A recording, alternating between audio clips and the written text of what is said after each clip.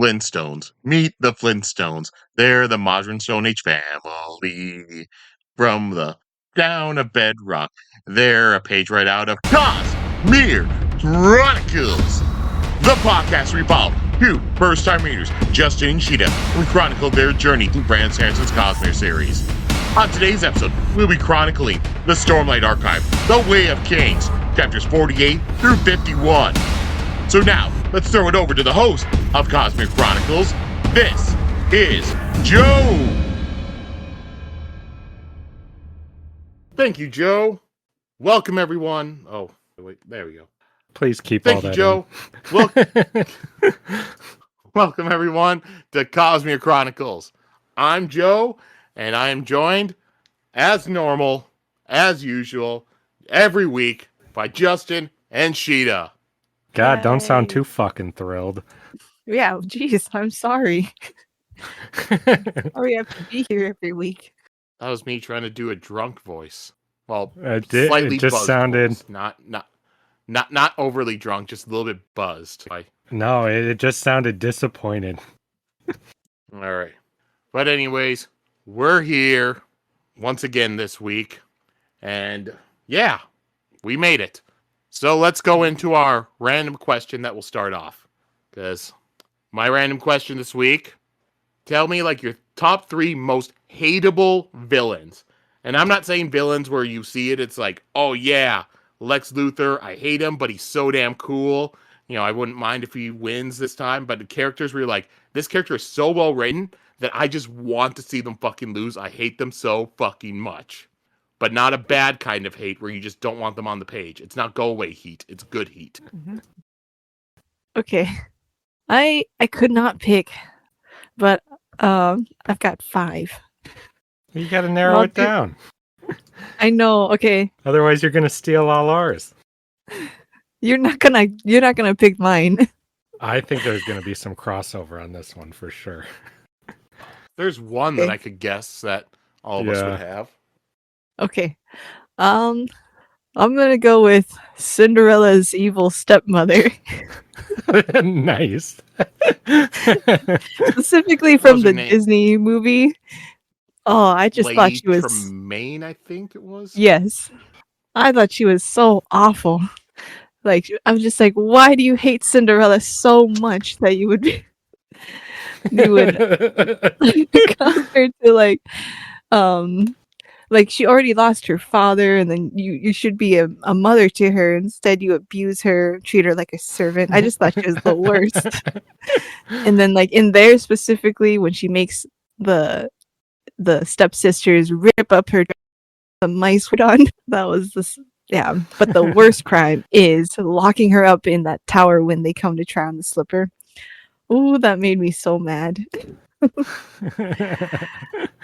I always wanted a, like, after Cinderella gets married to the prince, like, what they have to end up feeling and doing and stuff, but I'm like, you know what? Didn't Disney Toons make, like, 2 sequels? They did. Cinderella 2, Dreams Come True. They don't get punished that much. They just kind of go on, and she even becomes friends with her stepsisters a little bit. I don't know, it was like, boo. Didn't the third one have something to do with time travel? Yeah, I didn't watch that one. The second one was an anthology. That one was kind of fun. And then my second one would be Chi-Fu from Mulan. The Emperor's, like, chief of staff. The chief of staff. I don't even remember him. He's like the little skinny guy who he's taking notes on Shang to see if he could be good enough to join in the actual war. He's described as pompous, arrogant, and misogynistic. So even though he's the wimpiest man at the camp, he is terrible to Shang, like belittling him and talking down to him, and then treats Mulan like crap when she's discovered, even going as far as letting them execute her right there for breaking the rules. And then, even after she saves all of China, he still won't give her a job. Imperial Council. But it was great because the Emperor says, well, you can have his job. He faints. Oh yeah, Because that's the yeah. Because only there's thing he no ever there's no valued. jobs left, right? Yeah. Yeah, there's no positions open. And he's like, well, you can have his job. Yeah. He's I just a looked little up trying to villain. remember who he is, and he's You looks don't like remember? James Hong. He's hilarious, but he's so also very annoying for being such a thorn the whole time. I don't know. I think that these are my personal enemies, little Sheta. All right. And then my last one is Steel, the bad guy from Balto. He's I'm sorry if nobody knows who these characters are. But he is the dog, jealous, kind of like prejudice him because Balto wolf. And when the dogs are pulling the sled to try to get medicine for the sick children, Steel is that just because he could look successful in front of the girl dog that he likes. And he lies to her and tells her that Balto died being a selfish coward. Also, when I was looking it up, Jesus. he's voiced by Jim Cummings, which I didn't know. Who voices Pooh Bear, by the way. Jim Cummings voices a lot of people. Yeah, but those are Pooh Bear and Steel are his top most famous roles. If you haven't seen Balto, I highly recommend it. Can they also make 2 more? No, they didn't watch those. One where Balto and the girl dog have a bunch of puppies, I think is one of the later ones. And I'll save my honorable mentions for after you guys go. You have honorable mentions after those? Yes. All right. So for my 3, first off, I'm going with the governor from Walking Dead, the comics specifically. He's one of the most unlikable characters I've ever seen. Everything he does is like erratic and emotional. He leads to such pain and suffering for our main cast for little to no reason. Like he leads his entire people to the slaughter for his own basic like impulsive vanities and revenge and stuff. He's just one of the worst characters ever. The show, he's pretty bad too, but in the comic, he's just so goddamn unlikable. And he's responsible for so much hardship. So many characters die under him. Rick loses his hand for this guy. Like, he's the worst guy ever. My second one is another comic one that's also been adapted, but the adaptation version I actually like is Homelander from the comics, The Boys. Homelander is such a fucking loser in the comic, but he's like the main villain of it all as the Superman stand-in. Everyone knows who fucking Homelander is, what am I saying? But in the show, because of the actor, he's so likable and dangerous and cool. But in the comic, he comes off as this whiny little bitch who's not even like he comes off like a child who has no idea, he doesn't have the ambition to be as scary and interesting as the show Homelander. And just the whole series, you just hate this guy so much for how much power he has and how much he abuses it. And the more the story goes on, the more you realize he's just nothing. He's just fluff. And then the last one I want to pick, there's a million characters like this in One Piece. I don't think anything does making an unlikable villain as well as One Piece does. But the one I'm going to go for is Spandam, who is such a loser too. But he has so much power over Robin and the Straw Hats, and he's losing it. And he's such a fucking idiot. He's surrounded by some of the strongest people who are doing his bidding just because he has this position. And then he just spends his whole time yelling, kicking Robin, acting like a little bitch, and then accidentally calls a buster call on his own island while he's on it like a fucking moron. He's just the biggest loser ever, and I don't think I've ever been more satisfied watching somebody's spine crack right in front of me as that.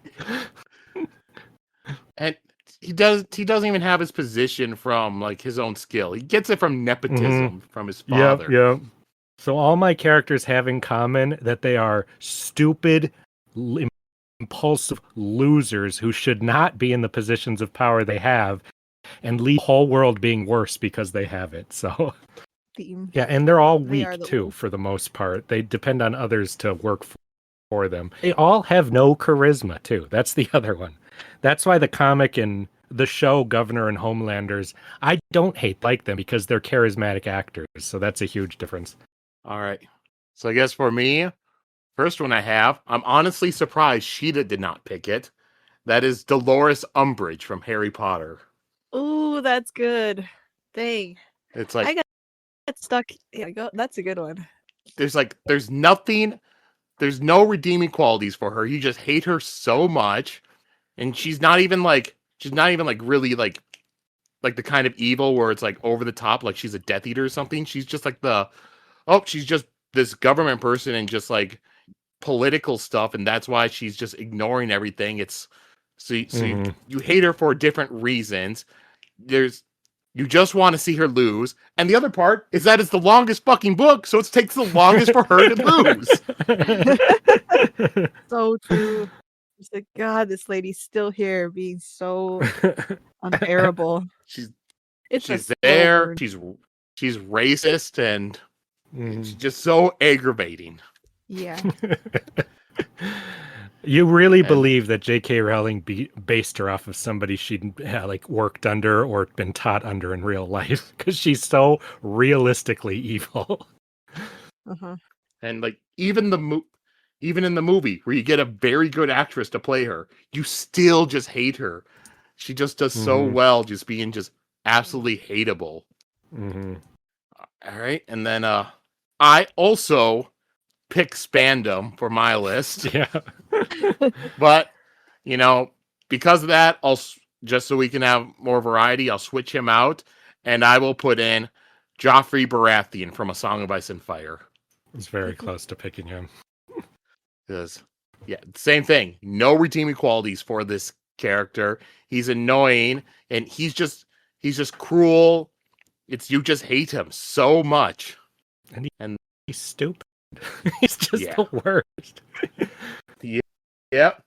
He's stupid, and he's also easily manipulated by others without knowing that he's being manipulated, and then he throws tantrums afterwards, and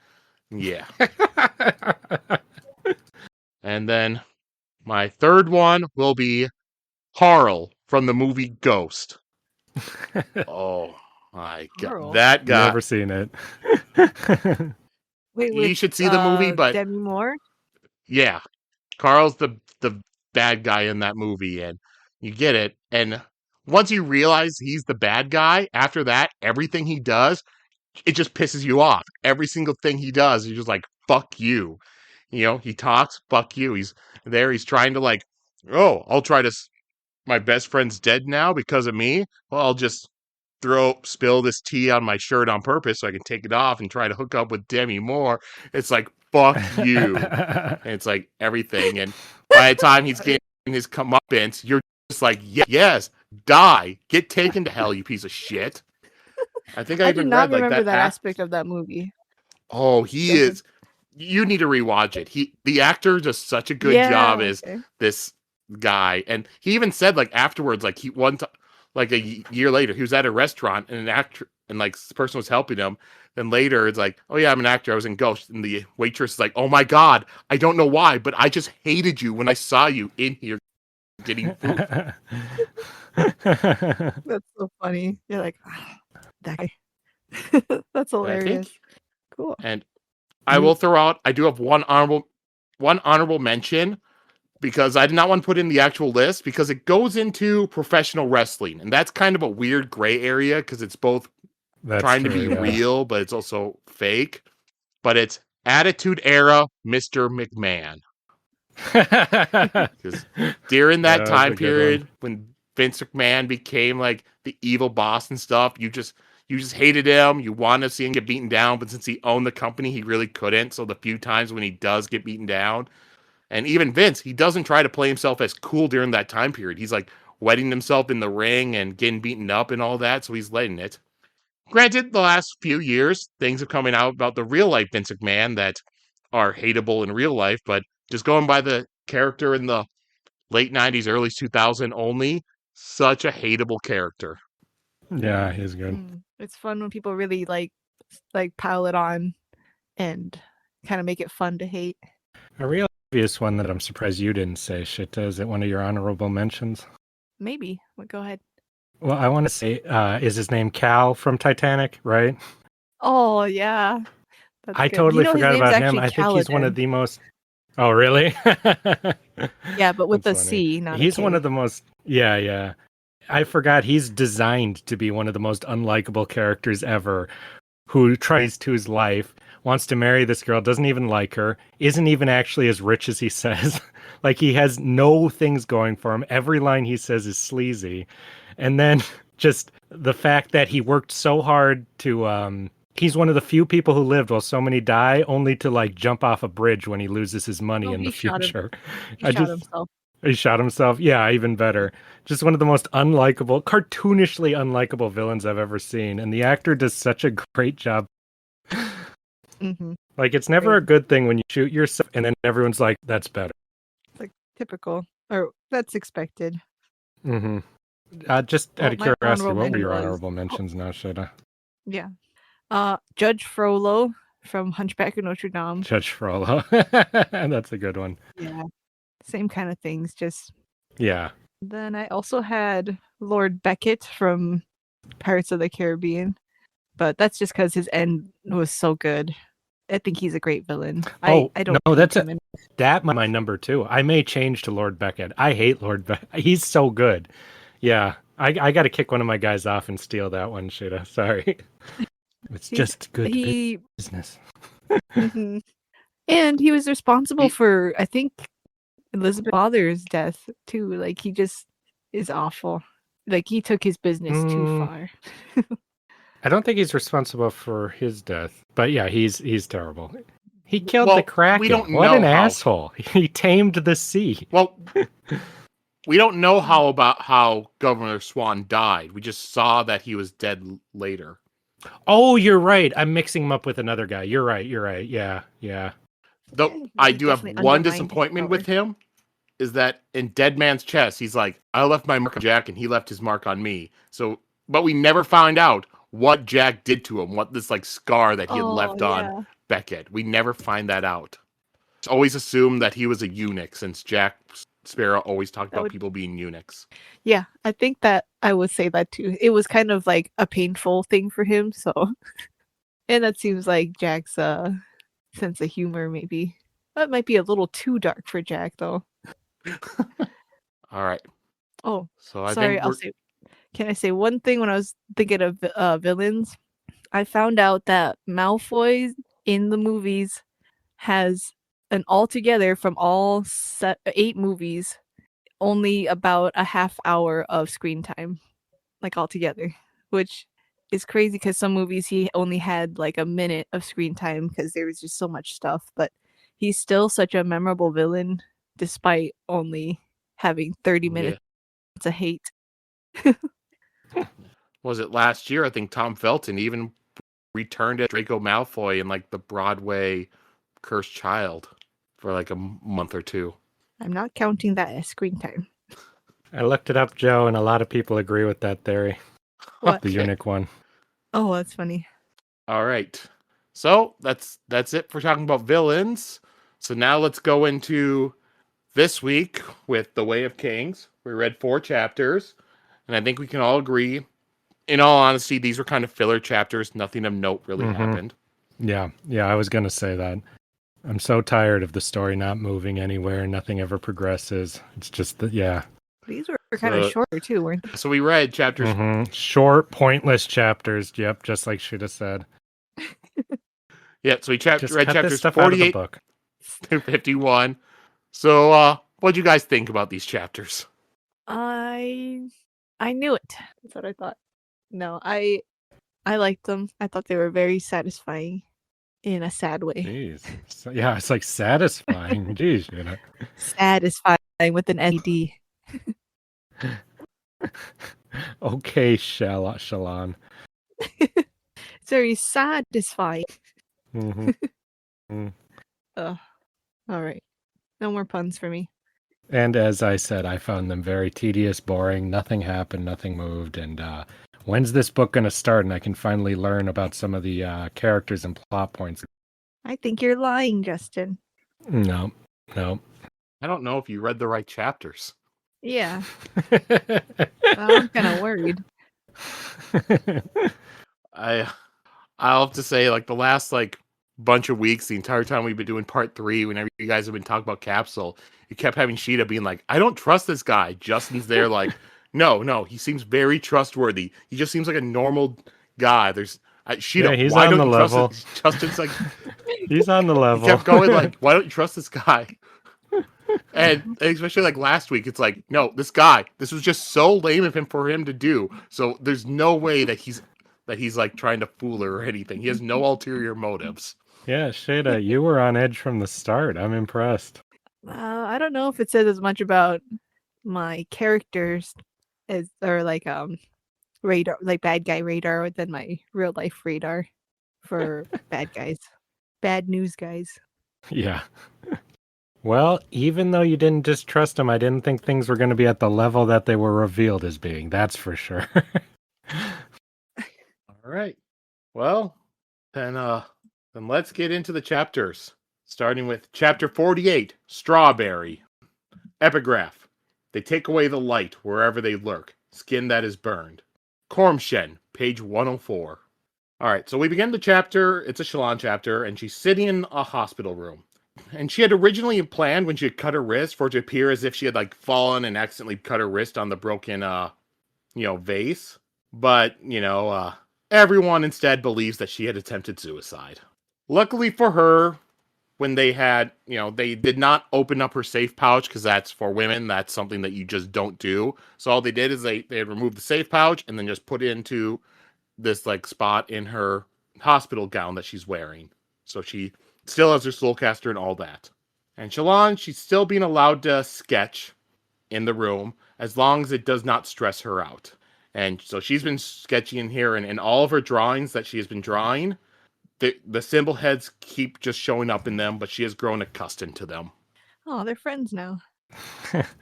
I did wonder in that part, since they're keeping their distance, if maybe they were just curious and they didn't mean her any harm before, Oh, I'm just starting to feel that they are not as malicious as we're being led to believe, and that this is kind of a red herring. Yeah, they didn't do anything to her, Mm-hmm. Yeah, exactly. That whole scene kind of, to me, felt like that scene in Snow White when she's freaking out at the trees, like they have faces and they're coming at her and stuff, But they are just trees, and she's just scared and having a panic attack and stuff.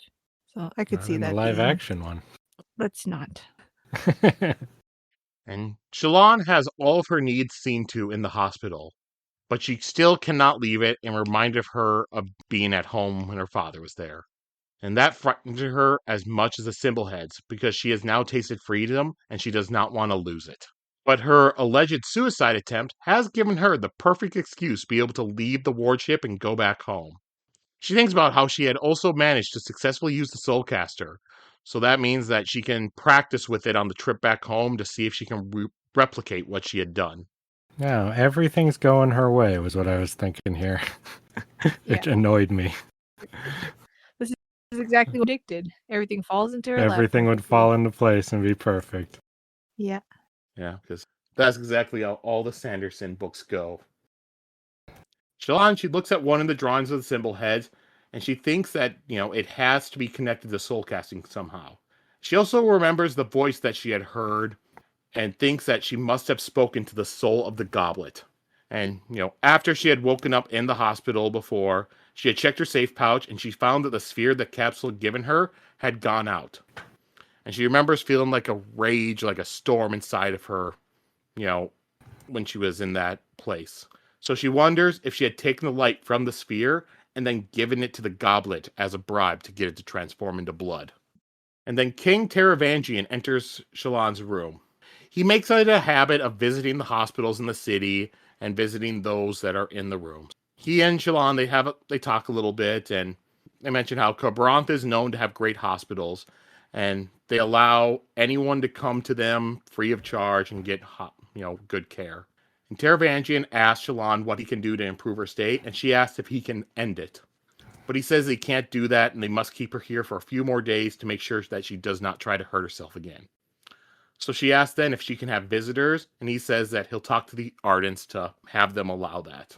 Soon afterwards, Jasnah enters the room to visit. And it turns out that she has been just waiting outside Shallan's room for the past few days, and she's even been like studying out there. How And could you even Jasnah- handle this guilt? Jesus. Shallan's or Yeah, Yasna's? Shallan. Yeah. This person who like never shows any kind of, like emotionals for anyone has been just sitting outside waiting for the second they can come see you because they Yeah. believe that they drove you to kill yourself. Mhm. Yep, and Jasnah, she apologized to Shallan for making her tutelage so demanding. And it's not the best apology, and she does say that she's unaccustomed to apologizing. And she mentions that she had heard that Shallan's going to be returning to her family. And Jasnah says that she's sorry and that by overworking her, she may have stolen from the world one of the greatest scholars of the rising generation. Oh, God. From her, that's one of the biggest compliments you could ever give a Yeah. person. That's so nice. Thank you. And then Jasnah takes out a book and gives it to Shallan as a gift before she leaves. The book is called The Book of Endless Pages, and when Shallan looks through it, every single page inside is blank. Jasnah explains that it had been given to her by someone dear to her who had made a good attempt at converting her to Vorinism. And she tells Shallan to seek out the devotary of sincerity when she gets back to Yakaved. There, they worship the Almighty, but they also believe that there are always more answers to be found. This book represents that which cannot be filled, and that there is always something to learn. And Shallan says that Kabsal is wrong. He believes that Jasnah is researching the Voidbringers to prove that Vorn is false. Jasnah says that she would not waste 4 years of her life on doing something like that. And then at that moment, Kabsal comes in to visit, carrying some more bread and jam. Oh, good old Jasnah Kabsal. Jasnah is really mean to Kabsal in this chapter, and she tells him that his attentions drove Shallan to despair. And Shallan's like, no, that's not what it was.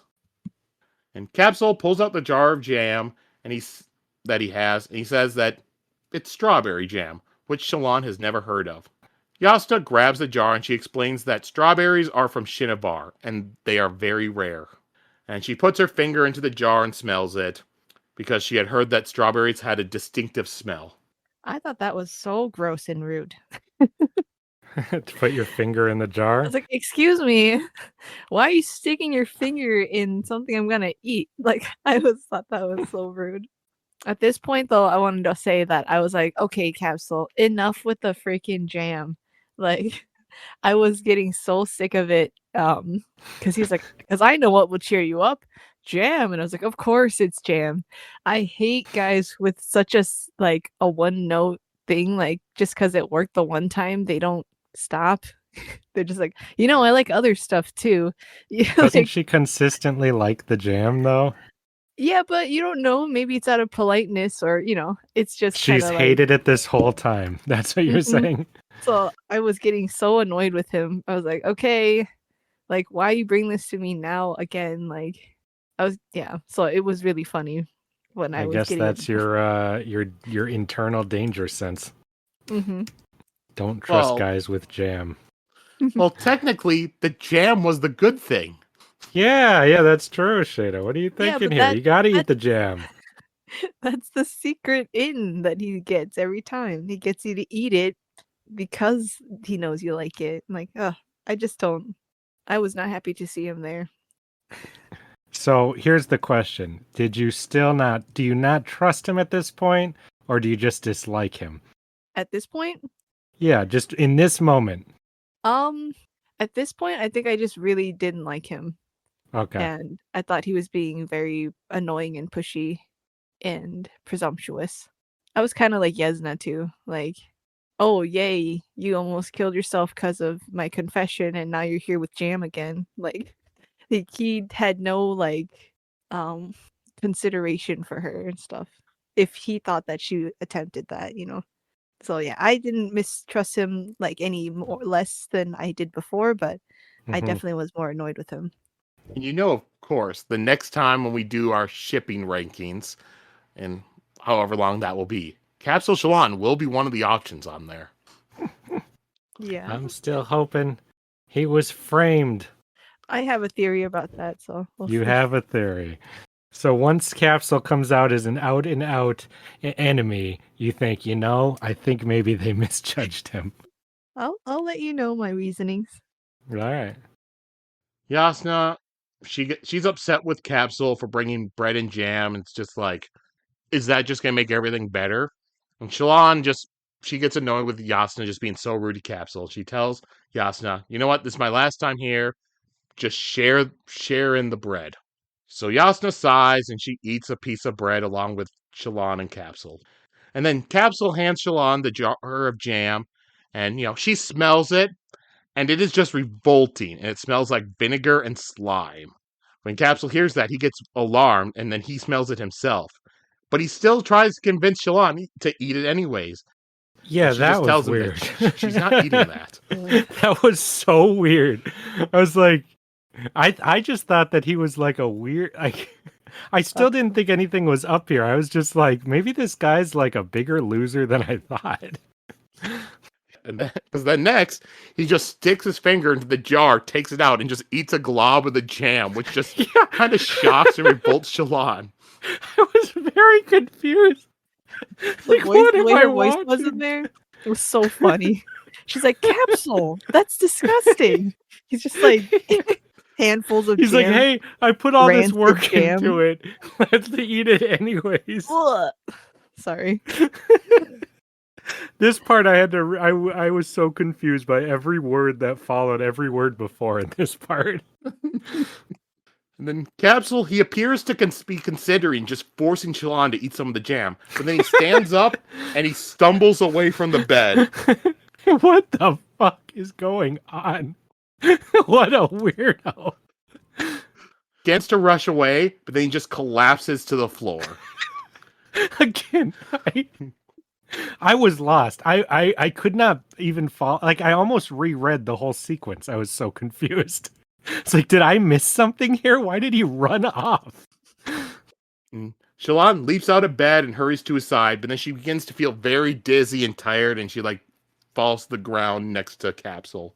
And things are just getting foggy in Shallan's head, and Jasnah gets up and shouts that Shallan's been poisoned, and that Jasnah needs a garnet. Shallan thinks that she has one in her safe pouch, and she begins to open it. And Jasnah tells Shallan that she is going to soulcast her blood in order to purify it. It is extremely dangerous, and Jasnah is not good with blood or flesh. And Shallan, still in a daze, almost blacked out, she tells her that, no, you can't. And then Shallan pulls out the soulcaster. Jasnah gasps as Shallan passes out. And Shallan, she feels a warmth just go through her body, and her muscles become rigid and everything before everything goes black. And that's the end of the chapter. You see, I'm glad this happened this way because I was always quite mad that something really, really bad would happen because she didn't have the soulcaster next time somebody was in danger. And she'd have to have the what am I trying to say? The guilt of leading to somebody's death on her hand. This is probably the best thing that could have happened, even though it ruined her plan, in my opinion. Like, she's the only one that would have suffered, is that what you're saying? Mm-hmm. Yeah. Yeah. Because otherwise that was going to be more than anyone could bear when you learn that, the king that you've always liked got, attacked by a bear and they couldn't, help him because it was your fault. Yeah, and I like how this chapter just starts off. It's all normal and stuff. Seems like typical, Shallan, Kabsal, Jasnah chapters and stuff.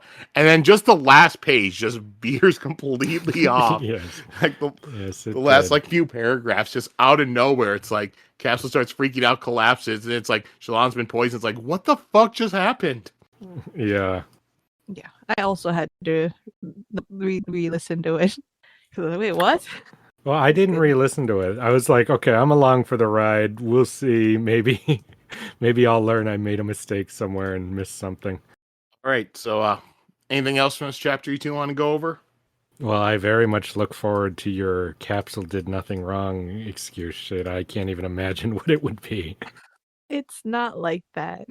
If he had off like that or looked like a force feed it to her, maybe. But those things are pretty fucking weird. Well, that's it for now. Just some theories later. All right. And the title of this chapter was Strawberry. So why do you believe that was chosen for the chapter title? Gee, I don't know. I think it's the jam, but also it was probably red jam, like blood, which is what Shallan had to get replaced. So maybe artsy. What is a strawberry if not a bunch of blood? Is that what you're saying? The strawberry jam specifically, like, Mm-hmm. and that was poison, and now she is poison. Huh? Yep, you got it. I just think it was named after the jam, Wait, and the there was a strawberry deeper is not. meaning to Oh, it. yeah. The strawberry was just rancid. It wasn't poison. It was poisoned. Oh no, it had the antidote. Yeah. But I knew that bread would be bad for her. If it wasn't You making did. her I fat, believe you did say it that. was Yes. making her. It was killing her. No. Sheeta's thing was not that she was going to get poison from the bread. Sheeta's thing was that the bread was going to make Shallan fat. That is not the same thing. Can't eat too much bread. Do every not day take like that. credit for that. I knew it. Wow, Sheta. You two have made other correct predictions in the past. You do not get to claim that one. I'm so amazed. I can't believe you figured that out. Yeah, I totally saw that. All right. Well, let's move on to the next chapter. Chapter 48, To Care.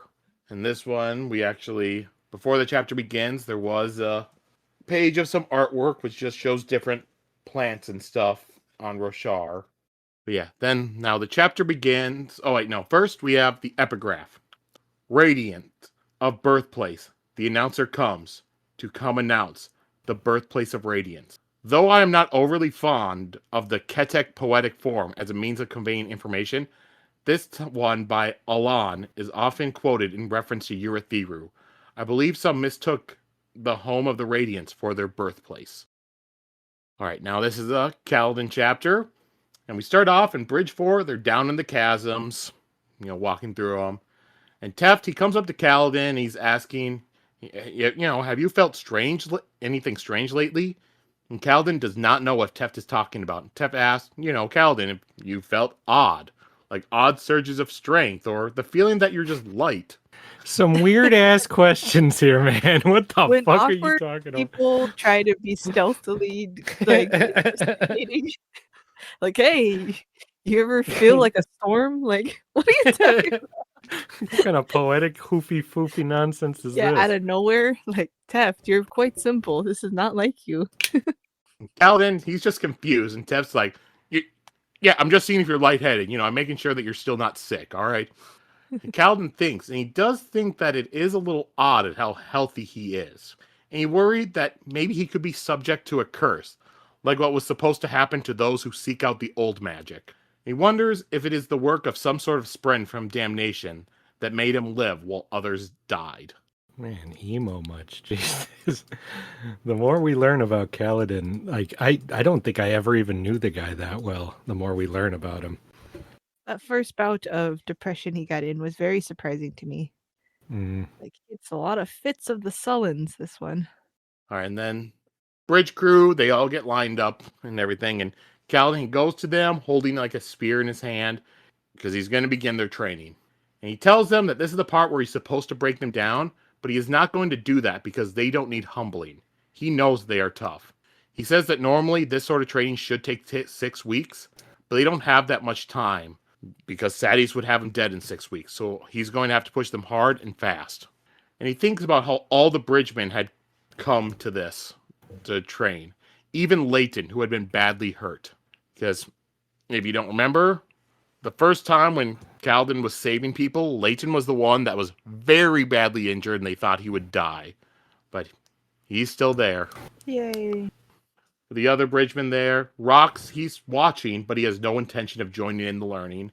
And Dabbid, who's had battle shock, like same thing as the first time Kaladin saved everyone. Dabbid just continues to stand there, just staring off at nothing, not saying anything. And Shen, the parchman, he stood in the back, and Kaladin had no intention of giving him a spear. And Kaladin tells the men that the first thing they need to learn is that it is all right to care. Yes, they need to be focused, and emotions can be dangerous, but if they don't care about anything, then they're just animals. It's all right to care, but they will still have to learn how to control their anger and their fear. And Kaladin says the second lesson is to learn how to stand. Then he makes a stand, and he asks Scar to come up to him and just try to push him backwards. When Scar attempts to, Kaladin just easily pushes Scar away and blocks it. And then he asks Drahi and Moash to come and help Scar, And they're all going up there trying to push Kaladin back, but he's able to like readjust his feet, slap their hands away and everything, and defend himself while pretty much being unfazed. And he stops them and he tells everyone that combat begins with the legs. You need to make sure you have your stance before anything else. He tells Teft to split up the men into pairs, and Teft immediately says, "Aye, sir," which gives away that he was a military man. Dope. Or It's funny how those you know, old like reactions come into play before, or you consciously decide to, Mm-hmm. if you train to react a certain way for enough times. I think that's really interesting, even after years of not doing it. Mm-hmm. It also shows that he thinks of Kaladin with the same kind of respect you'd have for a, Like a leader. person. What the word for guy in charge of a military? Sure. I don't know why that eluded me. Captain, commander, anything would work. Yeah, and he literally senior officer. That's the way I was trying to say. Okay. Yep. And I'm sorry, just when I see Teft saying "I, sir," it also just made me think of Happy from Fairy Tale. Yeah, that was the first thing I thought of. Isa. There's so many Teft is times. happy. That's so cute. Yep, Teft is happy.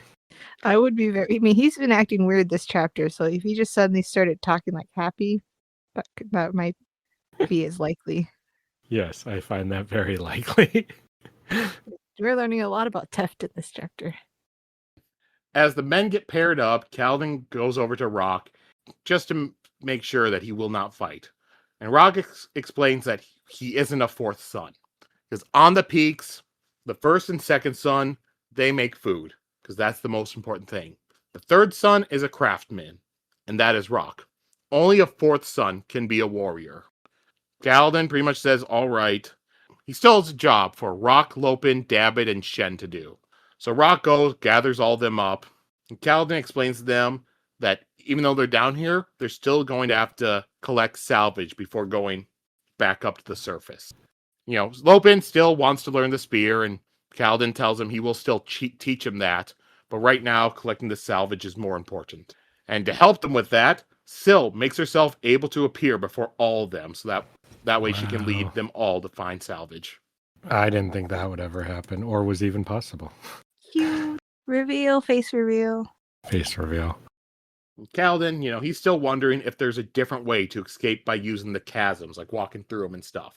But Rock says that that's not a good idea because they would just wind up getting eaten by a chasm fiend.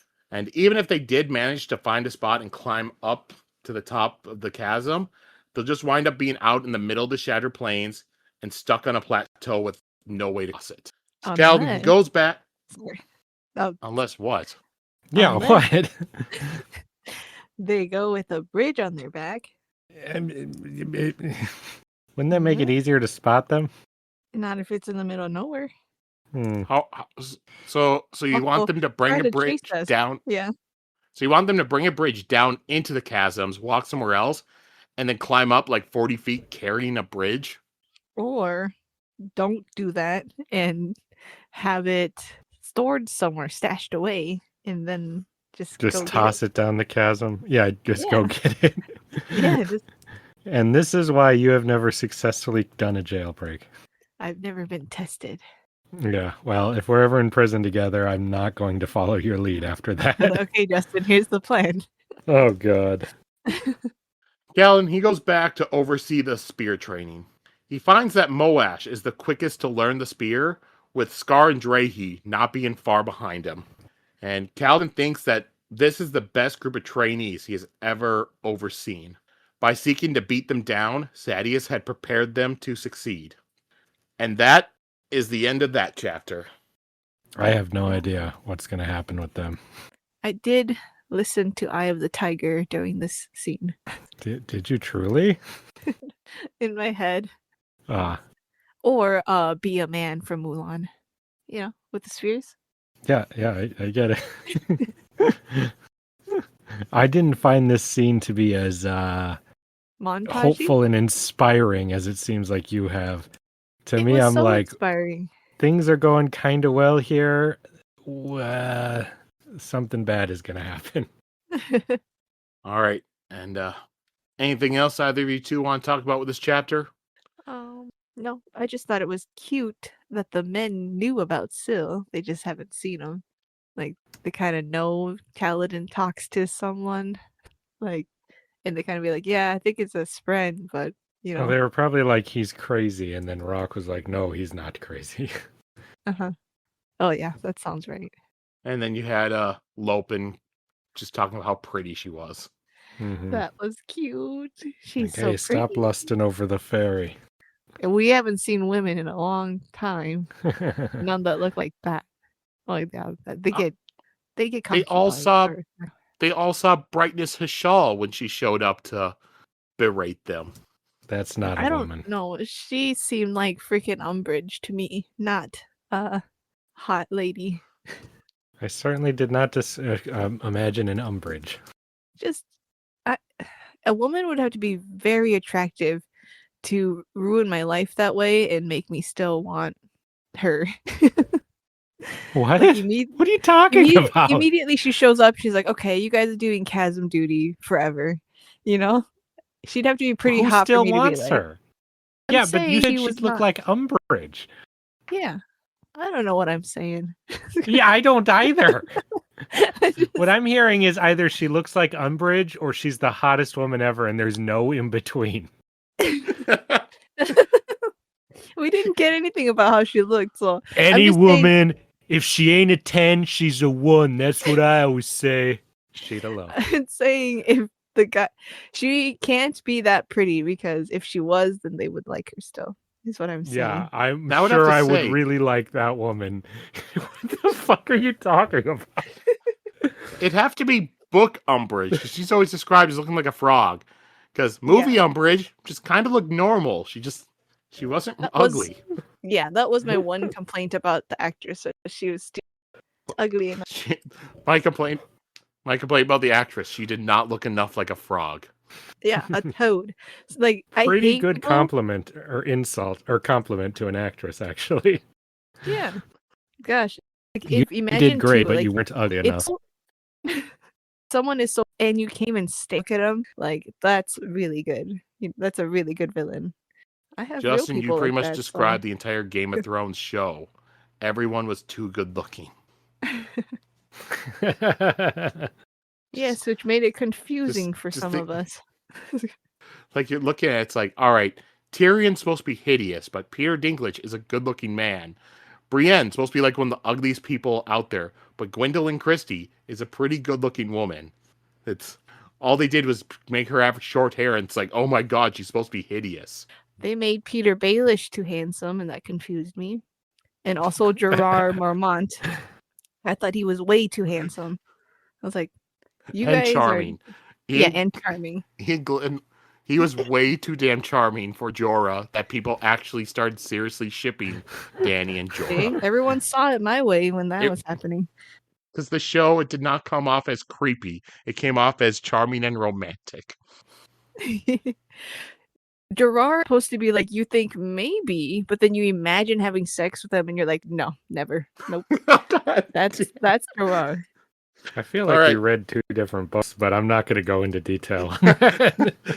That's what Daenerys actually does, because she's like, he's very, I know he cares about me a lot, and she imagines maybe we could, but then she was just like, Joe, please end this and continue. Okay. All right, yeah, I will end this because that's not what happened. But let's just go on. And it is. This is a Cosmere podcast. We don't need to talk about that. And so this chapter was called To Care. So why do you think that was chosen for a chapter title? Because Kaladin's starting to care, and to care is to suffer. As he will be doing very soon. Jeez. Kaladin's starting to care, and he's teaching the guys how to care in a way that will help them survive. And caring is what's given them power, like special training powers. All right. So now we'll move on to chapter 50, Backbreaker Powder. Epigraph. Flame and char. Skin so terrible. Eyes like pits of darkness. A quote from the Iliad probably needs no reference notation, but this comes from line 482. should I need to locate it quickly. And so this is another Shallan chapter. And Shallan once again awakens in a hospital room, and she has been moved now to a private room. A guard that's stationed outside her door looks inside, and she asks what happened and if Kabsal is all right. But he doesn't say anything, and then she remembers that she had given the Soulcaster back to Jasnah. A half an hour later, Jasnah comes into her room and glares at Shallan. She says that Shallan was wise to give her back the Soulcaster, and that she saved her life. Jasnah asks Shallan who put her up to it, and Shallan says nobody did. Jasnah doesn't believe her, and Shallan gets upset that she wouldn't believe that Shallan would just do it on her own volition. And Shallan tells Jasnah that her father is dead and their family is bankrupt. She had come here to steal the Soulcaster in order to earn money quickly. And Jasnah asks if Shallan even thought about what her brother would do if he had found out that Shallan had stolen his sister's Soulcaster. Mm-hmm. And then Jasnah tells Shallan that she has arranged passage for her to be taken back to Yakaved. Shallan asks her what happened to Kabsal, and Jasnah says the bread was poisoned with backbreaker powder, which had been dusted on it to look like flour. And Jasnah suspects that Shallan had been poisoned every single time she met with Kabsal and ate the bread. He had been bringing it in the hopes of being able to poison Jasnah. The jam, though, that was the antidote. So Shallan would get poisoned and immediately get the antidote from it. But since it's known that Jasnah doesn't like jam, he was hoping that to kill her with it. And Jasnah, since after that poisoning incident, she has begun investigating Kabsal, and nobody quite remembers where he came from. The other Ardents only vaguely knew him, but they don't know when or where he showed up from. So Jasnah tells her that Kabsal was only using Shallan in order to assassinate Jasnah. When he realized that Shallan was leaving, this was his last chance, he put more backbreaker powder than normal onto the bread, so it wound up acting faster than he had expected it to. Shallan, she thinks about those symbol heads, and she wants to ask Jasnah about them, but the cold rage in Jasnah's eyes stops Shallan from asking. Jasnah tells Shallan that she will need to learn to live with her guilt. She has thrown away a very promising career, and no woman will take her on as a ward now. She says that she hates being wrong and leaves. Shallan calls out Jasnah's name, but Jasnah does not stop and just goes. Good. Shallan has lost everything now. No Fabrial, no warship, no Kabsal. Shallan cried, and nobody came to check on her. Nobody cared. And that's the end of the Shallan chapter. Went about as exactly as I expected it would, rationally. No, you didn't say what Kabsal's fate was. He died. He's dead. He was poisoned. Yeah. He died like a little bitch. I don't think it really need to be said. It and does. Jasnah clearly not care about she clearly didn't care about soul casting his blood to save him after he just tried to kill her. Yeah, but Shallan did ask after him, the part that I wanted. It's like, oh yeah, what happened to him? Yeah, It's funny to me, Shallan here, how she's like, even now, does not seem to understand the depths of how much trouble she's in. She just does not seem to grasp it. Like, she's lucky she didn't wake up, like, about to be executed. When Jasnah says, like, basically says that she's not going to tell anyone what she did, that's one of the biggest mercies she could possibly give her. And I actually think that says a lot about how much she does like Shallan, which is very sad. yeah, she really related to Shallan, or like really did take her as her ward, you know. Mm-hmm. Like wanted to teach her for real. Saw maybe a kindred spirit in her, you know. It does kind of go like a couple chapters ago. Even then, Shallan was thinking, well, if Jasnah finds out I stole the Soulcaster while I'm still in the Kharbranth, she'll probably just take it from me and kick me out, exile me and stuff. So it did kind of go how Shallan had expected it would. Mm-hmm. The problem would have been if she had left and then Jasnah finds out she stole it afterwards, because then Jasnah would have to hunt her down and she'd just be a lot more pissed. Well, we also see what Jasnah thinks. She would have thought that she was hired to she wouldn't have even suspected that she took it of her own will. She would have just assumed that she had stolen it for one of the many people who are working against them. And so Shallan could have accidentally started a war between people that had nothing to do with her at the same time, too. Like the consequences could be so much more severe than I think she even realizes now. All right. This chapter was pretty short. So anything else you two want to go over with this chapter? No, I do have to apologize, Sheta. You were right about Kabsal. Even here, I was shocked when it said he tried to poison you, because in my head, I was still like, what happened? You know? Yeah. I did not guess that this would be the depths of his That he probably a real person. This was all an act because this Yeah. was the smartest way to get closest to Jasnah. And everything she's Mhm. ever said about don't trust that guy, don't trust anybody turned out to be true. Now I'm feeling this tingling in the back of my head about, Oh my god. I just don't believe it. What were those Anakin and Padme picnics? Like, did he have the poison? Did he poison her there too? Like, why do that, you know? He was always trying to get close. He was always waiting for this exact opportunity, you know, to get Yeah, but close enough to there's some Jasnah things to kill her. that you don't really do if you're on the job, you know? Yes, you do. Haven't you? You've watched movies about like real con artists, like the depths they go to, right? Gotta do the option, you know. Yeah, but then sometimes they go a little rogue or something, you know? They go a little too much into character and they forget the mission, you know? So I'm like, did that happen to him? Did he fall for this 17-year-old girl I and her charms? That's one thing that I would say is an interesting question that you two could try to answer. Because on the one hand, it's clear he's the entire time he's always trying to poison Jasnah. Throughout like many of the chapters, you see he shows up like where Jasnah and Shallan are with the bread and jam, but Jasnah never eats any of it. So he's always kind of showing up, hoping to get there. Like like the one chapter, he had found Jasnah or he had found Shallan in the Palanaeum. They went back up to where Jasnah was. He had left the bread and jam there, hoping maybe Jasnah will eat it while he's gone. But he did always make sure that Shallan got the antidote. Even last chapter, it said he looked like he might on her. So, feelings for her, or was it always just a job? That's one question you can ask and wonder about. Force it on her to hold his cover because at that point Jasnah had eaten the jam too.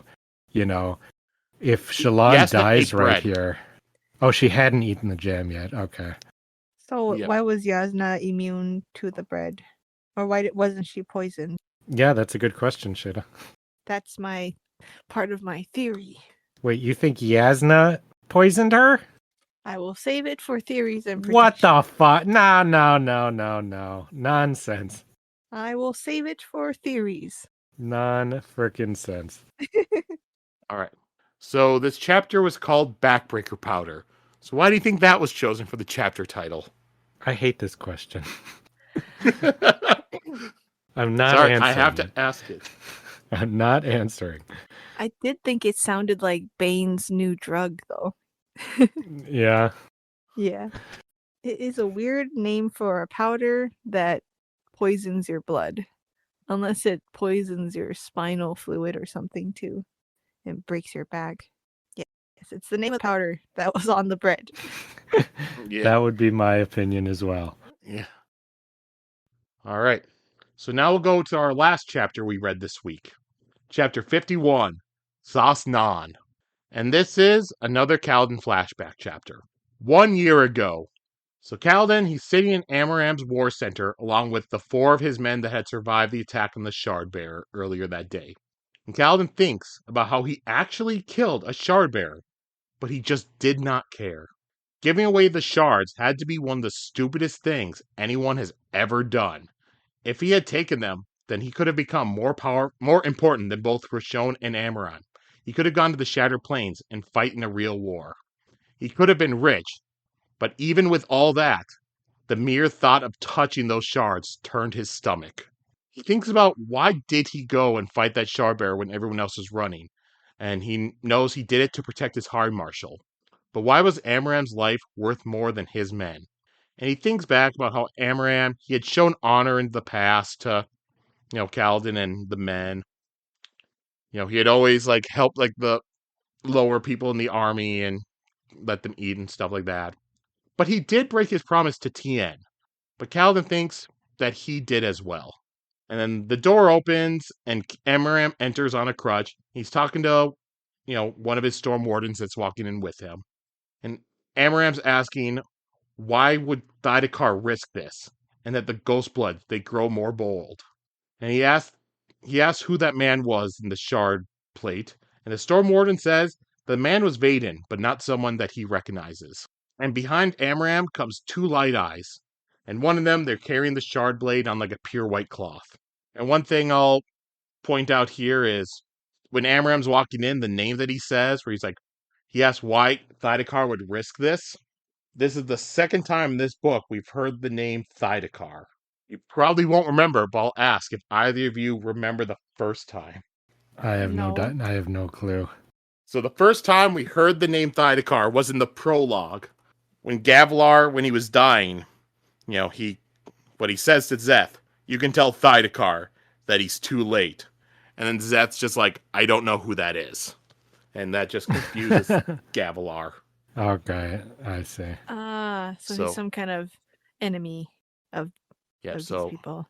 Yep, so Thydekar is a person that Gavilar tried to have him killed. And right here, Amram says, why would Thydekar risk this? And Amram also says the ghost bloods, they grow more bold. I was like, I don't know what you guys are talking about. I was very confused. Well, then you're probably like Kaladin. Yeah. And Amram tells Kaladin that what he did today was brave. He asks who he is, and Kaladin says, I'm Kaladin, and I'm from Hearthstone. And he gives a little explanation about when he joined the army and stuff like that. And, to join with his brother. And Amram clearly does not remember anything about Kaladin or these circumstances, but he kind of just nods his head and pretends that he remembers it. Amram asks why Kaladin rejected the blade. Kaladin, he thinks, and he knows that he doesn't want to become a Light Eyes, but he doesn't want to tell that to Amram. So he says that he can't say, but he had won the shards, so they're his. So he has decided to give them to Korib. So Amram nods at this and nods to his attendants, and then they begin moving to kill Kaladin's men. Kaladin's held back by some others, and all of his men are killed right in front of him. Amram says that he is sorry, but he could not risk them telling what really happened today. The army now will be told that Kaladin's squad helped the Shardbearer, and so Amram had them executed. Amram explains that he is trading the sword, so it would serve Alethkar better if he had the shards. Makes sense to me. Kaladin says that Amram could have just asked Kaladin for them.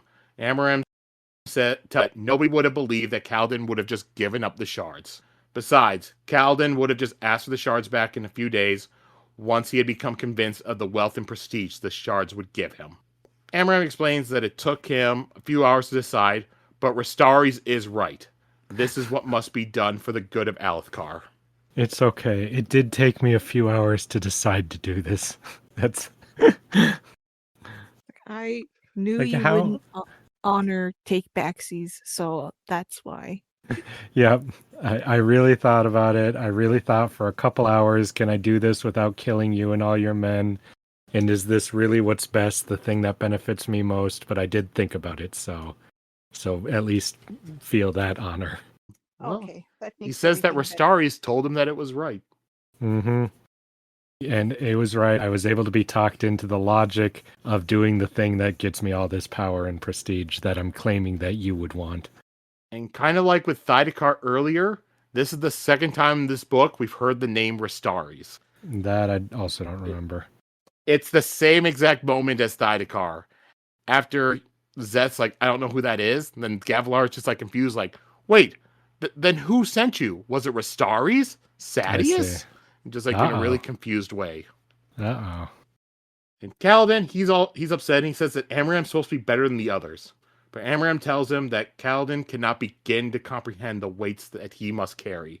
He can't worry about the lives of a few dark-eyed spearmen when thousands may be saved by his decision. Yeah, I'm sure thousands will be saved by this decision. Good man. I really, really enjoy his justifications. You can tell that he did talk himself into this. He doesn't want to do this. He doesn't want to be this person, but he is, and he justified it. And it's really, really, really interesting to see. And the Storm Warden, he brings a branding iron with the Sosnon glyphs on it, a slave's brand. Amram says that for saving his life, then he will spare Kaladin's. The war camp will be told that Kaladin didn't join his men, but he didn't try to stop him either. Fled and then was caught. So he's now going to be discharged as a deserter and branded a slave. He is being spared death by Amram's mercy. So Amram just walks out as the branding iron burns the glyphs onto Kaladin's forehead. And that's the end of part 3. I think we can all agree Amaran did what he had to do. Yeah. As a leader of men, he did what he must. I wouldn't expect anything less than that. When you don't claim a shard blade for yourself, I don't know what you expect to happen. Well, it's funny because claim the shard blade for yourself. No one's gonna. What? Here's the thing.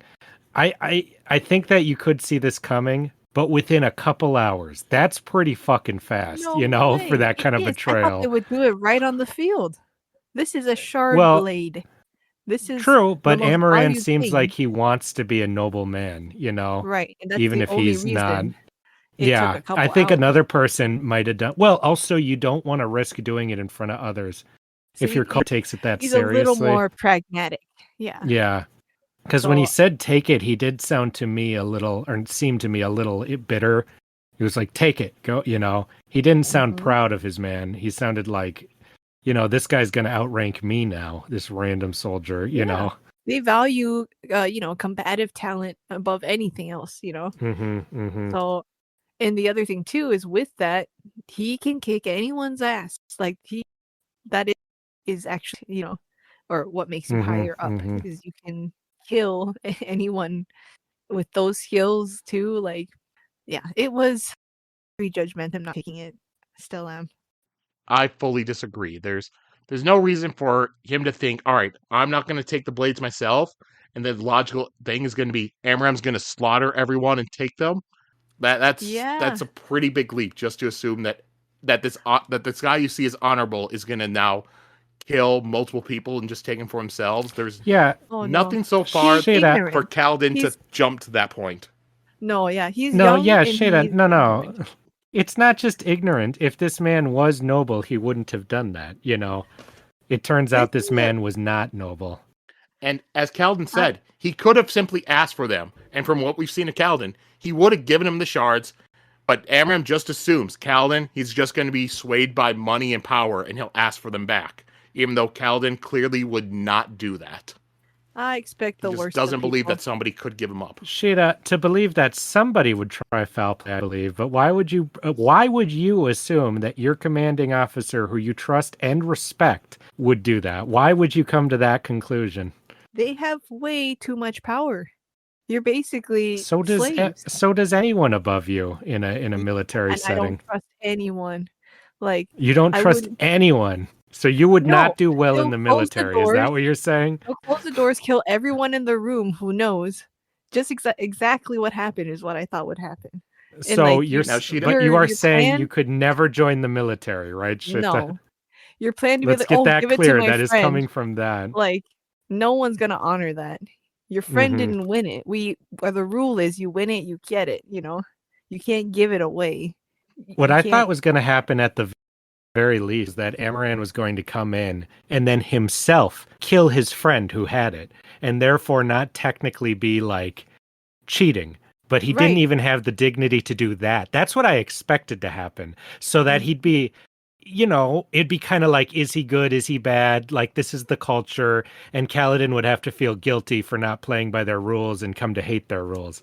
To just come in like this and pathetically steal it, I think is a lot more scummy and interesting. Did not expect that personally. I was very surprised. If they were going to kill him anyway, at least do it by the letter of the law. If he did it by the letter of the law, I couldn't even get mad, Like, okay, give because it to that's his the rule. Yeah. Like, that was dumb, Kaladin. Also, tie him up before you give it to him, so then I can easily defeat him, Yeah, even some cheap-ass bullshit, I would be like, well, that's their custom, But this was too much. This made him... And the fact that he keeps trying to justify it, to me, makes him even worse, because you're like, if you're gonna be a scumbag, like, if he just came in and said, I'm gonna take it, then you wouldn't hate him as much, right? But because he's like, no, I need to do this, you're like, what an asshole. and Kaladin just saved his life. Kaladin, he Mhm. could have ignored that shard bearer, let him kill Amaram, but nope, since because it goes back to in like the early chapter, and Kaladin was saying like, "Oh, why are you a slave? I killed the Light Eyes, so you got turned into a slave because of that." No, it's not the one that I killed; it's the one that I didn't kill. I never liked Amaram. What's there to like? He conscripts 8-year-olds into his army. When he's like, I guess, like when he's like, I don't want to get into your like local politics. I thought he would stand up for something, but he didn't care, and he doesn't even remember Tien. Like, I never liked or trusted Amaran. I'm just saying I understand why Kaladin came to that conclusion. no, even if I Kaladin's don't. trust of him was his downfall. Mhm. Like for no reason. I think because Kaladin wants to believe in the war. He's good at the war. He likes it. He lost his brother to it. I think he wants to believe that all this fighting was for, and having this man who actually does, when everyone else treats the soldiers like garbage and this man treats them like people, I think he really latched onto that, It's when he says, but he doesn't stop his subordinates from treating him that way, which tells a lot more, Yeah, he just doesn't care. I don't think Amaran is evil in that regard. I think he's just not good. That's how I see him.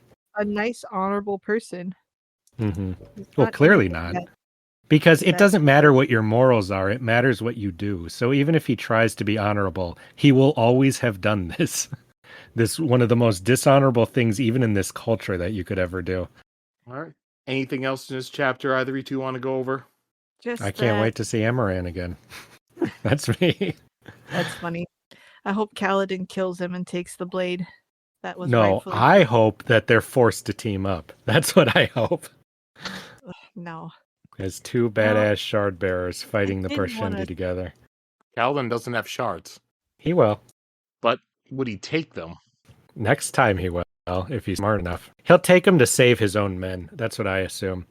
They're going to either, be chased by, come across the Light Eyes of some sort. I honestly would not be surprised if he kills Sadeas, seeing how competent he is now with that stuff.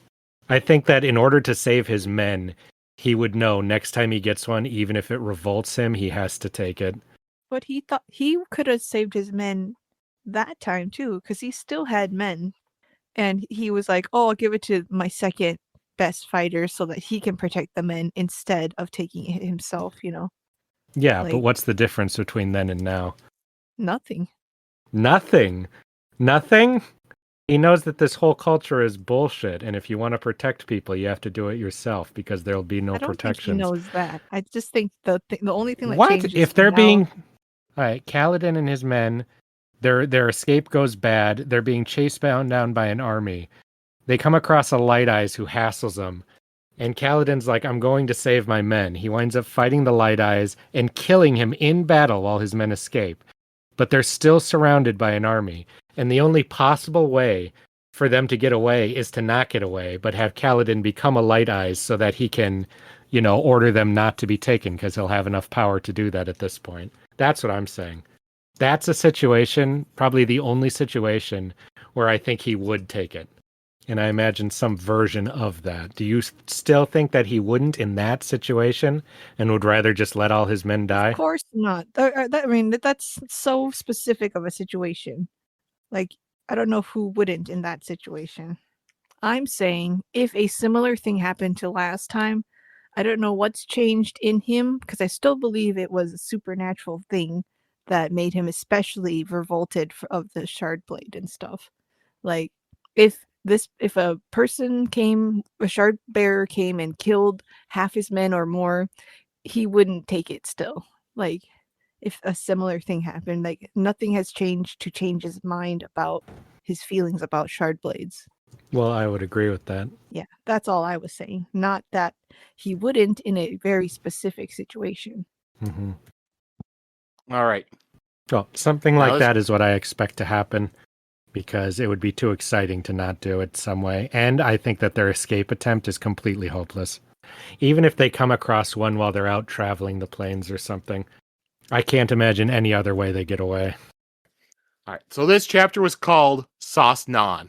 So why do you think that was chosen for a chapter title? It's called what? Sasnan? Was that a Yeah. word we just heard that I lost already? Yes, it's the name Oh, of the. okay. It's what's on the slave brand that was put on Oh, Kaladin. okay. Okay. I see. Yeah. I see. Yeah, Yeah, it's a interesting. pretty simple reason because this is the chapter where he becomes a slave, and yeah, Sas and Non are the two glyphs that designate him as a slave. It sounds kind of Gaelic to me, so I was very surprised. I thought it was going to mean something else. Yep. And then he has the third glyph he got at a later date that says Shash, and that one means dangerous. Badass. Just Yes. have the word Dangerous dangerous. slave. Right? This is like Joker's troubled tattoo. Or damaged. It was his. Or damage. That was it. Yeah. Oh, God. Even worse. I also thought that the Sasnan meant you will always be a slave in this world to these people. They will see that on you no matter, or if you have it branded on you or not. All right. Yep. So we finished part 3. So now let's just go over to our theories and predictions segment. So first, just a general one. What's going to happen to Shallan now? Well, I just can't see her sailing on home after that. Like, I still think something's gonna happen, like an assassination or like a war or something, a call to arms, and Yasna's gonna have to go to the front or something. And then she will have to be pushed to just bring Shallan with her because she'll need her help or something like that, and they'll go somewhere together. I think that Shallan's going to go back home just like we're seeing, and we're going to see the characters there fleshed out more. We're going to see the fallout of them not getting the soul caster, see how her brothers actually are, because we've seen very little of them. And then Jasnah's going to appear, because this is the end of part 3. We're going to cut back to Dalinar or his son or any of that stuff, and Jasnah's going to become a supporting character there now. Or maybe even a primary character. That would be fun. Mm-hmm. Yeah, I just think she's going to go to the front lines. I don't think Shallan's going to come with, though. I think she's got an interesting thing of her own. Well, I think that long term they'll become involved in the plot again, because she has some kind of weird ass thing Shallan does that I think is going to be relevant. I just think going back home would be the boringest thing to see. Like, I just with don't those care brothers, about I don't know. Shallan's home life. Well, yeah, but you've got these weird people coming to try to get that thing back. I think the danger from that is what's going to make it interesting. I don't think it's going to just be like a sitcom. The same, she knows how to use a soulcaster now. Maybe they'll even get her dad's fixed and she can use it. Well, if she can get it. I doubt Yazda's going to give it back to her. The soulcaster? The fake one, yeah. Oh, no, I don't think so. Maybe she'll be like, that was my father's and he's dead now. Can I have it back? I think you're lucky to be alive at this point, so yeah, I don't think you get to ask for anything. Again, actually. Yeah. And when they do meet up again, they're not going to be on good terms and it'll be funny. I think Jasnah's got I think it's going to be very difficult for her to trust anyone for a long time. She really, she's clearly very distrustful. She always was of the Ardent, She opened up to Shallan quite a bit, She even showed her superhero side. Mm-hmm. And I guess I don't really have a question to ask about the Kaladin one, because it's pretty much the same question I've asked last week, or what's going to happen training the bridge crew. So I guess I'll just open it up to you guys for whatever theories you want to throw out. I'm starting to warm up to the Parshendi being the Voidbringers, Sheta. I think you said that before, right? With all this, talking about their dark, ashy looks and stuff like that. I don't think it's going to be the, that's the little text things. I also think that's a little too obvious. But I don't think it's going to be those geometry-headed guys, because we haven't seen anything in Jasnah's studies that implies that it would be. Or did we? Maybe we did, actually, and I'm totally forgetting. Yeah. Well, the first thing we thought was her book of Forgotten Shadows or whatever, and how those are the drawings that Shallan did were of them, Were they? Remind me.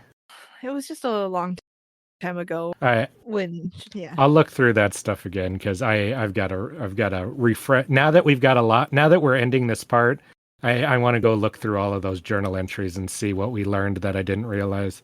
So, Shallan says that the sphere that Capsule gave her stopped glowing, and she had given that light to the spirit or spren of the vase or the goblet to transform. I really, I think this transaction is the basis of something of the magic of the what's happening to Kaladin. All that stuff is the same. Mm-hmm. So, but I also thought what was the same was how they have to, like, way back then, there was a chapter where Kaladin was carrying a little stone or something, a prayer that he had to burn to offer to the Almighty, like, or some.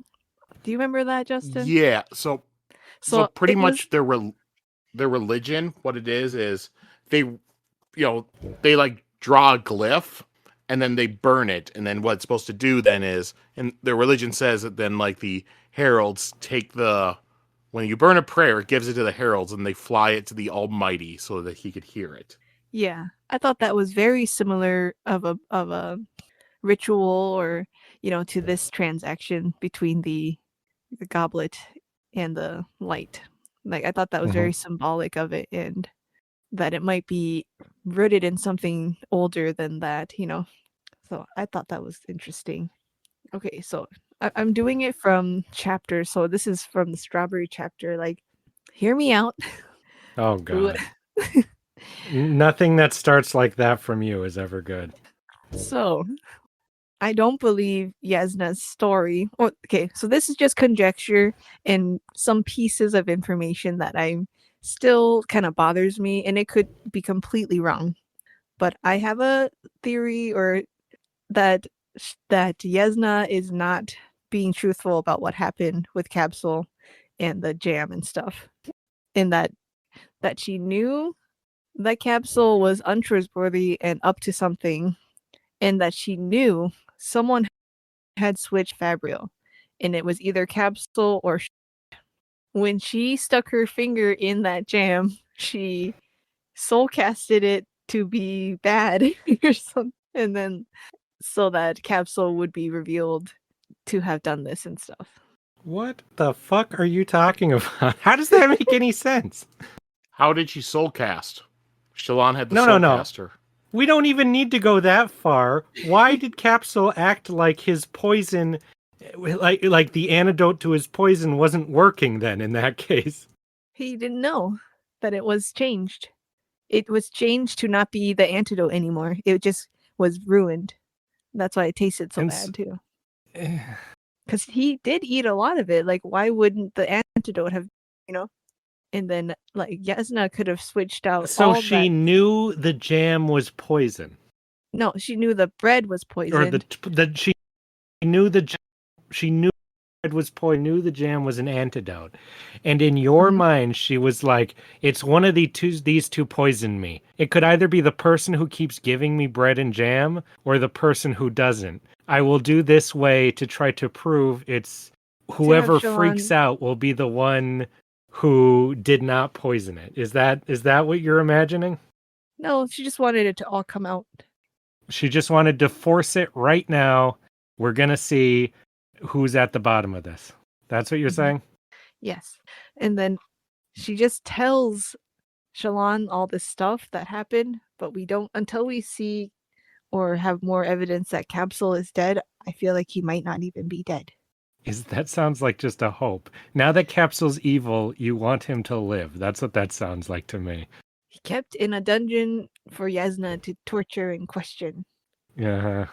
Don't forget that Jasnah is a sneaky, cold-blooded killer, and she could be capable of anything. Yeah. Mm-hmm. This is not like a serious theory. I just have things like that I'm like, well, what if? Yeah. Oh boy. Then I wonder if so Kaladin, when he's talking about people who mess with dark old magic and stuff, and how they get punished for it, and there's this guy who sacrificed his son in exchange for knowledge of the day he died. He is now tortured every day by having his arms ripped off. And I was like, what if that man became all of Crabs and Shallan's brother and people like that, like crazy neurotic people, carry out the sentence every day by ripping off the legs of crabs. That you're getting a bit big there. Well, I just thought it was funny that that was a very specific form of torture. Yeah. And I kind of said this, but I do believe that the bridge crew are more primed to train to be soldiers because they have been growing a fighting spirit inside them. Or should I say fighting spren. There's a weird part in that chapter where a weird fern starts unfurling and revealing these fists, And I wonder if that fern is affected by their fighting spirit.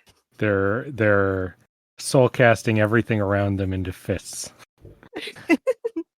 No, but like they're generating like this kind of energy of like wanting to fight to live, and fist and spread. that. No, I dig it. Do you have anything, Justin? Well, I'm starting to think. I think that Tien has some kind of. I don't know if we discussed this before, because of how he's like so in tune with spren and rocks and stuff. He seems to have an affinity for that, and then art too. I think he's in tune with that world, and I think it's not your theory that he became Syl, but I'm really starting to think that something he did imbued Syl with, made her a protect Kaladin spren, kind of, like maybe on the Veil did whatever soulcasters do to communicate with, like, Aww. with the stuff beyond the veil of reality, and was able to like imbue something with a sense, with a purpose to care for and help Kaladin like the way he does. He maybe even have given his life essence to, or his could be. Like the energy that powers from the sphere. Humans probably have some form of that, something like that. His soul. I like that. So you really believe that Syl is Tien, like I said? No, I don't believe that, and I don't believe he gave his soul to it like that. I'm just thinking that I think there must be some relation, because his death is still mysterious, which is crazy to me. No question his death and how he died at this point in the story. So I really think that there has to be plot relevance to it. Yeah. Then maybe we'll learn more, and yep, that's definitely what happened. Mm-hmm. Yeah, exactly. Yeah. Other than that, do I have any theories? Not really. Just that for today. I have one more, and it's that Thadakar, who they've mentioned now as kind of the biggest known enemy to them, apparently, like actual guy of the Alethi, I think, is the guy who now has ownership of Szeth and planning all these assassins. Because that's the other element. I think that he probably heard about him. I don't know. He heard about Szeth somehow and got his hands on him to do his dirty work. I'm surprised that you're not saying. I'm surprised you're not saying the Ardent was Szeth in disguise all along, Sheta. I was expecting that from you for sure, and he faked his death now that this was unsuccessful. Like he was hired to kill Jasnah as one of the many people. It doesn't make any sense. I'm surprised I'm not hearing it. That's all. Wow, I like that theory, but I just don't think Szeth has that kind of range. You think he would have done a better job? Range? Yeah. He's a master killer. Yeah, Kabsal is kind of stupid, so I don't think that he's Szeth. I don't think Kabsal was stupid. I don't think he was. So many times, and I think he got real feelings. He caught some feelings for Shallan, so I think he's unprofessional. I think he did. You think that when he said maybe I could leave with you, he meant I could leave my assassin assignment? Yeah, I can give all this up for you. I think he wouldn't have said. I don't think of the stuff he anything said we saw of him was real. No, I think he caught feelings for real. Because there's too many things.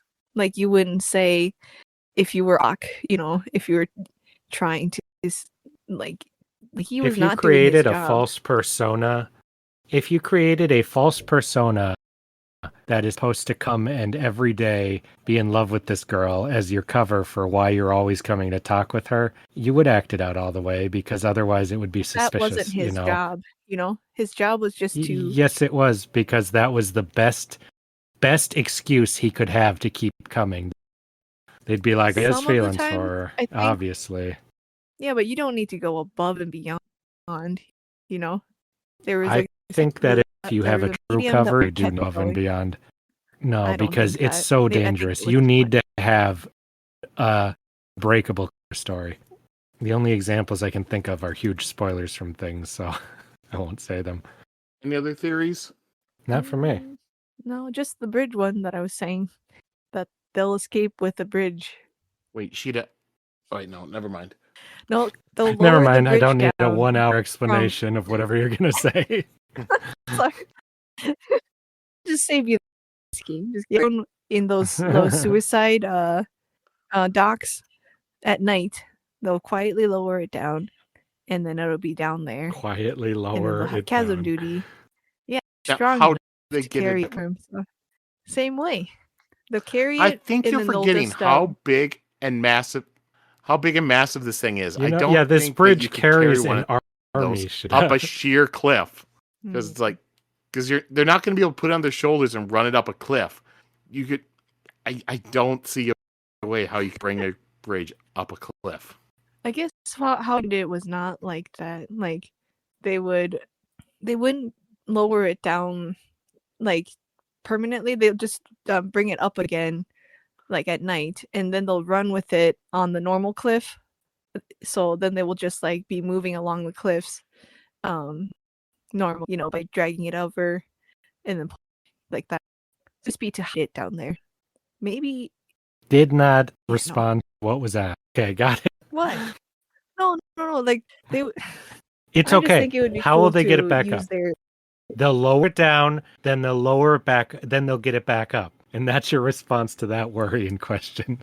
Well, there's something. Like they could build a bridge in the chasm. So how will they get it back up? Okay, what they'll do is they'll build a bridge in the chasm. I feel like you're not understanding the root of Joe's worry about this plan. That there's. No, just to get it up. Up Oh. was the one. They'll befriend a chasm fiend, and he'll carry it up for them. There you go. Okay. Can't argue with that. The other question I have, because I don't remember if Sheta answered it, was because she said that, Shallan, or no, that Jasnah, soul cast, the stuff. But how did Jasnah soul cast and cause, Kabsal's death if Shallan had the soul caster and Jasnah was wearing the broken one? It wasn't broken. Wow. Bravo. She secretly has two. Two on one of each She hand. secretly has She's unstoppable. two. One on each. Okay, now you're just trolling shit. But wouldn't that be cool, though? How powerful would you be if you had two? I don't know, because I don't know how powerful you really are with one yet. All right. Well, I guess now we can move away from that and we'll go to our characters of the week. Mine's Jasnah for not taking it easy on Shallan here, but also for not giving in to her suspicions as well, and for never trusting Loverboy. I'm gonna pick Kabsal for Kabsal? failing so badly and then dying. Oh man, he just sucks as much as I hoped that he would. And that made you like him? That made me pick him. R.I.P. Just to die from stupidly poisoning yourself. So, and then also the if this is all true, Jasnah being like he was freaking out because he knew this was his last chance to poison me, and so he was like slipping up all over the place and yeah, and for being a weirdo that nobody even knew worked there and stuff. So I thought that was funny too. So now I wonder that scene where he's hiding from the other Ardents, if it's because he didn't actually work for them, and so he was just trying not to be seen. Maybe a little. It seemed like they knew he was there, but then when people really started talking about it, they're like, wait, who sent him here? I think that's the trouble with a big order like this. Yeah, trying to keep off people's radar a bit. Mm-hmm. I want to know now, even though we supposedly found out what his deal was, I want to know what it actually is. Who sent him? What order is he actually working for? Like, yeah, he's even more mysterious now. Was he actually in love with Shallan? All that stuff. I don't think he's dead though. He's too interesting now that he's not even remotely interesting. He's less interesting now that it's revealed. He was just some fucking assassin.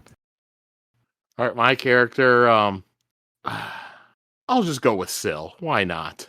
She didn't do much, but her little bit that she did showed up in front of the other bridgemen, was a little like shy or whatnot when Lopin complimented her looks, and then she helped them find the salvage.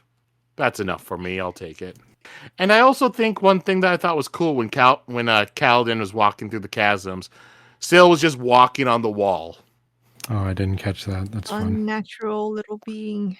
I can't remember if it was on the wall or because she can just do whatever. I know in times like it said like she's just walking near Kaladin's head, so she's not really walking on anything, but she just makes it look like she is. I hope she doesn't end up being bad or anything. Yep. She's just here to protect the harbinger of hers, who is Kaladin. That's her job. Yeah. Syl's the new ruin. Mm-hmm. All right. Let's go over to quotes of the week then. Mine's from Jasnah.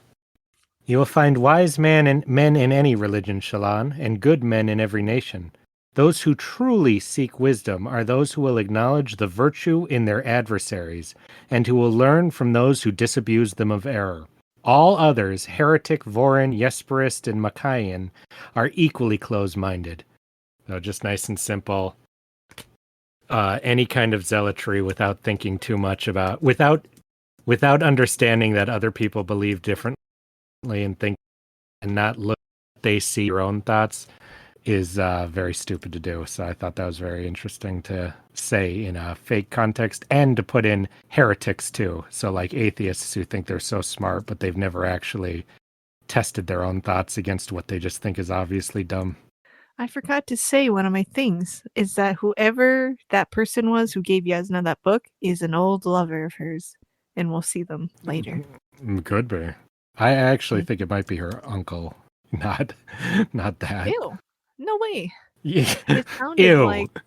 It sounded like someone she maybe met in college or something, who was smart. No, you just made that up. It did not sound like that at all. There was no basis for that. Why would she touch it so lovingly? Her uncle's still alive. I didn't read the word, like, sensually rubbed it with, like, an immense level of, Ew. I just thought she held it reverently, like it was very important. No, it was sentimental to her, Then those are nice times and memories. To her. Oh, lovely. Yeah. Okay. So I think it's an old lover. Okay.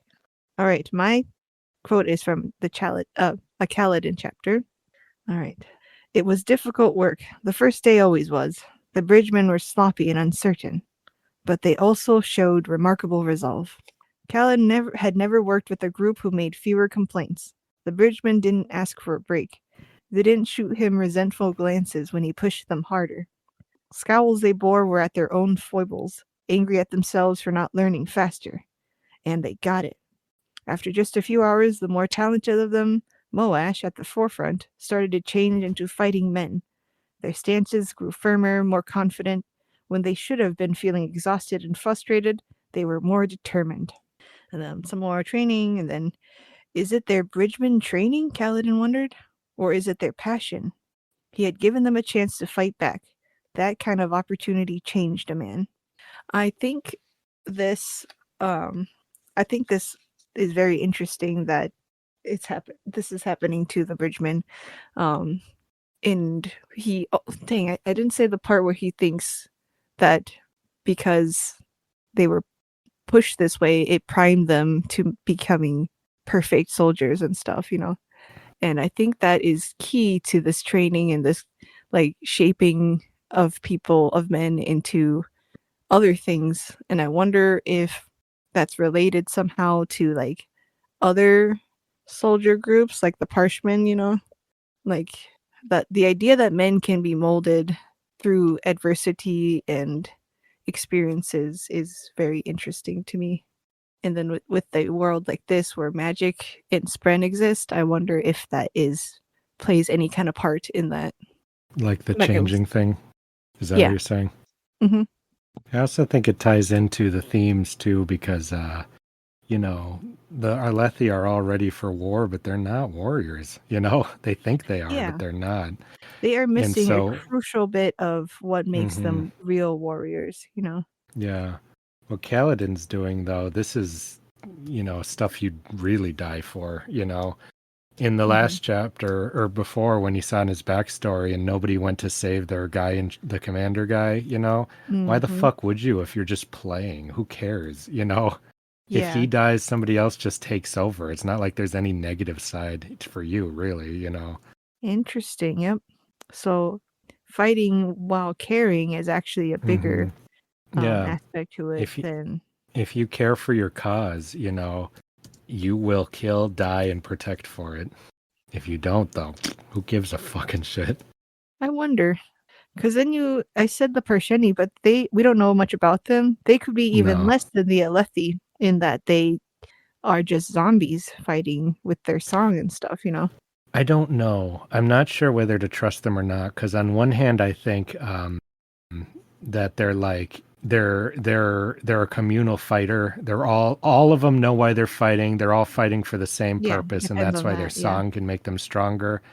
The other part makes me think their song is just something they do that actually makes them turns off their individualism in a like a way we would find very negative and strange, you know. Mhm. Like I said, Yeah. I'm warming up to that they might be bad guys for real. I don't expect them to, but that's just because that would be strange for a story like this, for the obvious enemy to be an obvious enemy. But I've learned with this writer, I never fucking know when he's going to go obvious and when he's going to do something out of left field. I just think they can't be because they were so nice when we first meet them. They were willing to share. When we first met them, they were assassinating a king who they had made peace No, with. I mean, so. when they first meet them in the book, like encounter them and stuff, you know? Unless they learned that the Alethi are the thing that raises the thing that the Voidbringers were created to stop, you know, something like that. Because as we said a second ago, Kaladin is the Antichrist in this world, so they need to kill all Alethi to stop the Antichrist. Some kind of crazy thing that we could never see coming, you know. So they're not evil, but they are, you know, they have to kill our main people. All right, and for my quote, Sheta actually took it. So I'm just gonna quickly go with this. I'm just gonna quickly go with this What other is one. wrong with you, Sheta? All right, just Amram hesitated by the door, resting the blunt edge of the stolen shard blade on his shoulder. The guilt was still there in his eyes, but he grew hard, covering it. You're being discharged as a deserter and branded as a slave, but you are spared death by my mercy. He opened the door and walked out. The branding iron fell, searing Kaladin's fate into his skin. He let out a final ragged scream. I just like the way that that's written, because then it's end of part 3. I just feel like that's such a great way to end a part. Because since the beginning of the book, it's been wondering, how does Kaladin becomes a slave? You go through it, and then you get here, and you see it happen right there.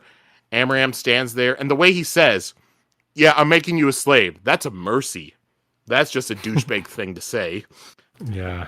And just the end of the part, just being Kaladin becoming a slave. So now, pretty much his flashback is, for the most part, gone full circle. We still don't know how Tien died and stuff like that.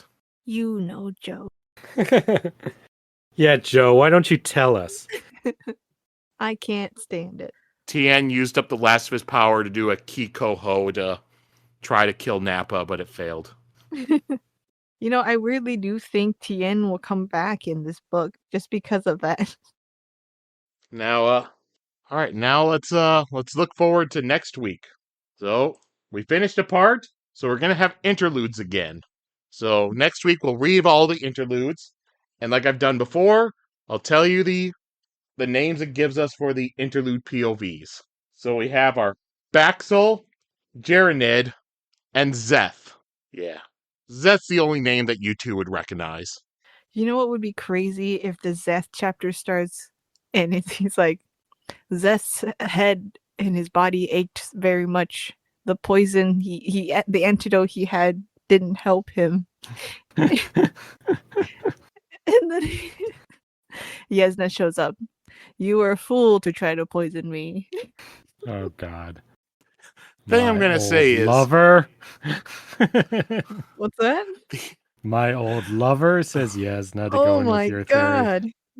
It's all tying together. Oh my god, what a twist. I'm gonna have to say, if Zeth is Kabsal, then the timeline of how this book is structured is so damn confusing.